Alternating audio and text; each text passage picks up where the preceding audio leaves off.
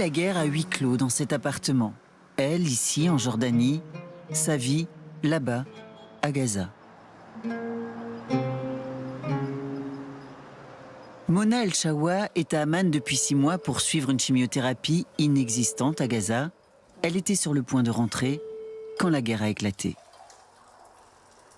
Ah, Ibrahim, enfin. Ça va? J'ai un mal fou à te contacter. Au bout du fil, son mari, évacué dans le sud de Gaza avec toute la famille, une trentaine de personnes sous les bombes. Heureusement, sa fille Ragda est là, mère et fille bloquées ici, murées dans la terreur de perdre les leurs. On a vu des appels au secours sur Facebook, des gens qui veulent évacuer de cette zone. T'as des infos?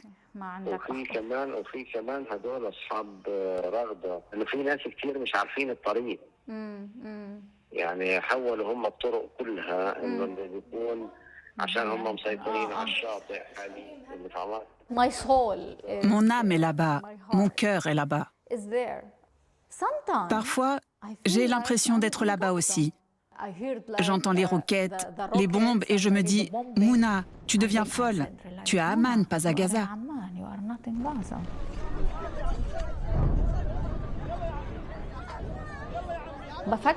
Je préférerais être là-bas avec eux. Vivre ensemble ou mourir ensemble. Ce n'est pas une guerre, c'est un génocide.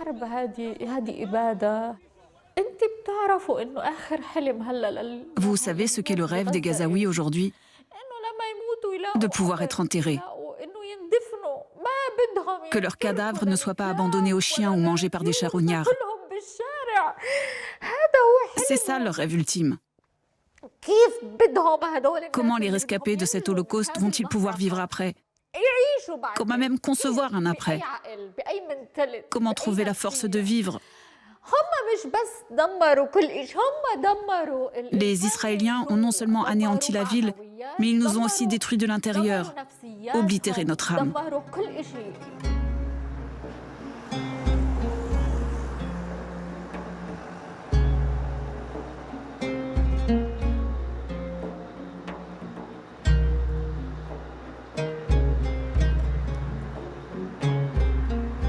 À Amman, le cœur de la ville bat pour Gaza.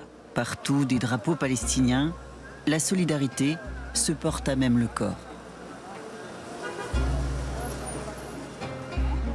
Ce jour-là, Mona est sortie de sa tanière pour acheter un cadeau à ses 2 fils, heureusement étudiants en Turquie. Elle voulait des sweatshirts Gaza, mais il n'y a plus leur taille. Il n'y a plus de Gaza. Tout le monde en veut.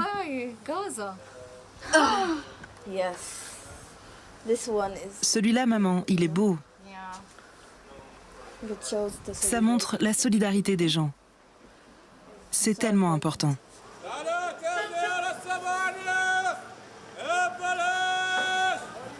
En Jordanie, 70% de la population est d'origine palestinienne, descendant pour la plupart des réfugiés de la Nakba, l'expulsion des Palestiniens lors de la création de l'État d'Israël en 1948.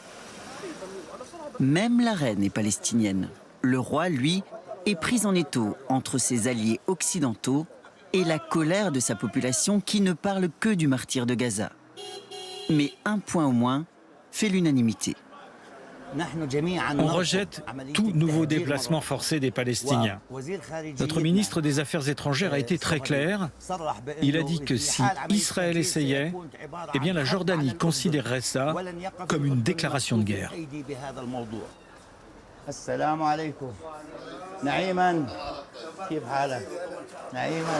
Mohamed Souleyman est un pilier de la communauté palestinienne, un professeur aussi respecté que rasé de près. Prendre un hôpital, tu parles d'un exploit, c'est toujours pareil, 2 poids 2 mesures. En Ukraine, ils n'ont pas laissé faire. Hein. C'est pas 2 poids 2 mesures. Quand il s'agit de nous, il n'y a pas de mesure du tout. Tous s'en rendent derrière Israël. C'est simple, tout le monde est complice. Oui, ce qu'ils veulent en fait, c'est briser toutes les voies dissidentes, partout dans le monde.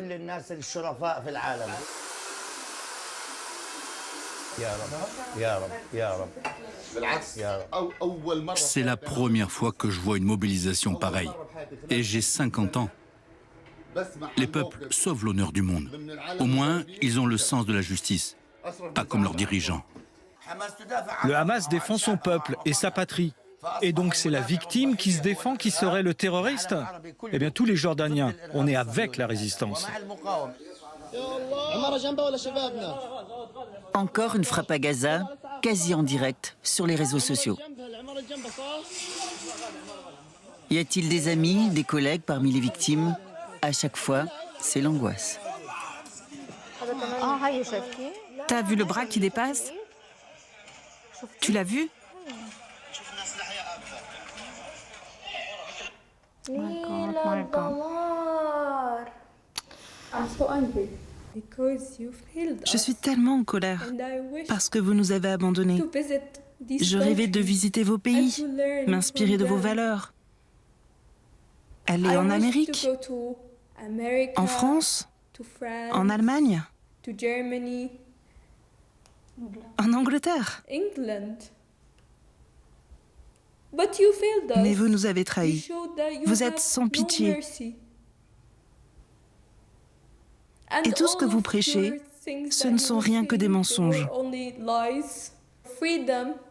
La liberté, combattre le racisme, apporter la justice au monde, vous ne faites rien de tout ça. Rien. Regardez-nous, personne vient nous sauver. Ils nous ont enfermés et puis ils ont dit tuez-les. Ils méritent la mort. Et ensuite ils ont dit ok, ceux avec une autre nationalité peuvent sortir de Gaza. Pourquoi eux méritent de vivre et nous c'est la condamnation à mort?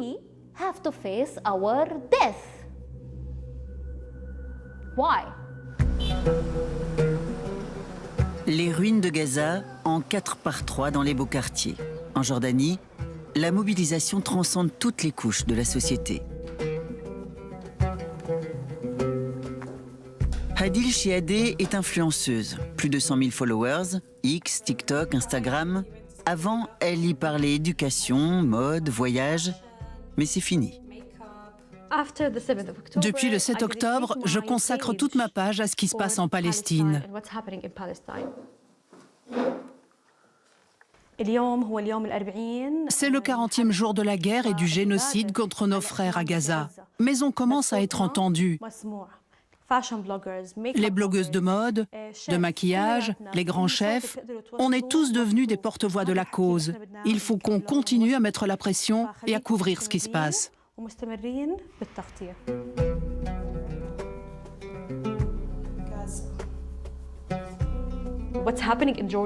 Maintenant, en Jordanie, on boycotte les marques occidentales. On se recentre sur le monde arabe. On devrait être fiers de notre langue, de notre culture, de notre islam.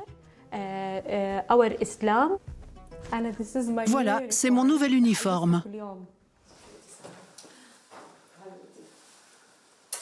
Voilà sa sœur, et puis Yasmine, une consultante en communication. Ce soir, on parle boycott et stratégie. On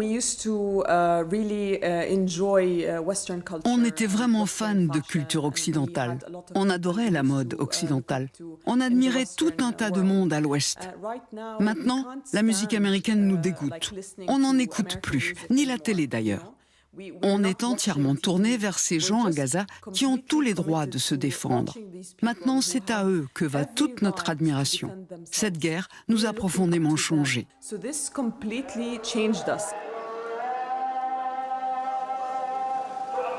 À la prière du vendredi, les États-Unis au banc des accusés. Mohamed Souleyman est là. Son fils Kaïs aussi, venu avec des amis. Après la prière, comme chaque vendredi, le pouvoir laisse la colère s'exprimer tout en la contenant. Incroyable retournement de l'histoire sur la bannière l'étoile de David en croix gammée.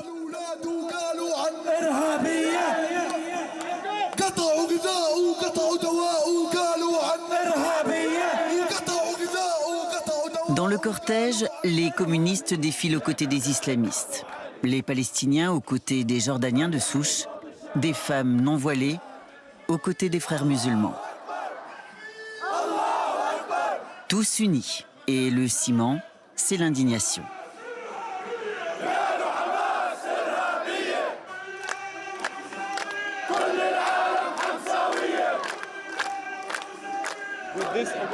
Il y a une telle prise de conscience globale après le 7 octobre qu'Israël a déjà perdu la bataille.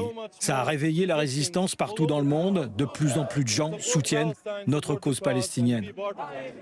Pas de solution à deux États. La Palestine entièrement libre. Je demande à mon gouvernement de stopper la normalisation économique avec Israël et de dénoncer le traité de paix que de toute façon Israël piétine depuis toujours.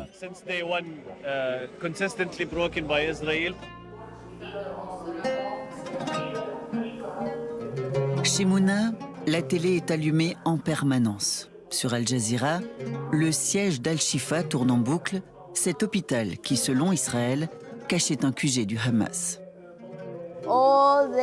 Tout ce qu'ils savent dire, c'est Hamas. Les nouveau-nés sont Hamas. Les enfants sont Hamas. C'est quoi la différence entre les enfants d'Israël et de Gaza? Je ne sais pas. Ils disent qu'on est des animaux.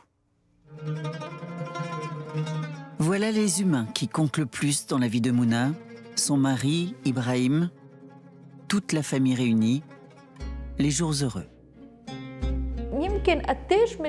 J'ai tellement envie de rentrer chez moi à Gaza. Et en même temps, j'ai tellement peur de ce que je vais découvrir. La souffrance d'avoir perdu des proches, perdu notre maison et tout ce qu'on possède. Mais il y a aussi l'idée insupportable d'avoir perdu ma ville, que j'aimais éperdument. De tout ce qui m'était familier, il ne reste plus que la mer.